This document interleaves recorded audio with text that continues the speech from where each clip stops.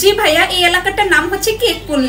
কিন্তু আপু এইটার নাম তো আগারগাঁও জানতাম। জি, এটা এক্স নাম ছিল আগারগাঁও, কিন্তু বর্তমানে পারুক আর না পারুক যেভাবে সবাই এসে কেক বিক্রি করছে এটার নাম হয়ে গেছে কেকপল্লী।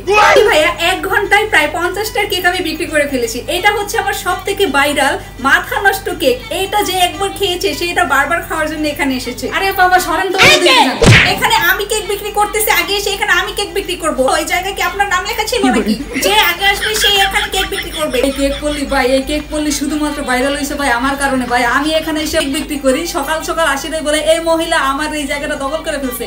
এটা আমার অডিয়েন্স নাকি? আমি এখানে আগে কেক বিক্রি করতে এসেছি আর আমার কেক এখানে সবথেকে বেশি ভাইরাল। আপনার বিক্রি না করতে ইচ্ছা করলে আপনি এখান থেকে চলে যান ভাই, এখানে আমি আগে এসে বসেছি। আপনারাই কিছু বলুন না। আরে বুরকাওয়ালি আপু, আপনি কোথা থেকে এসেছেন?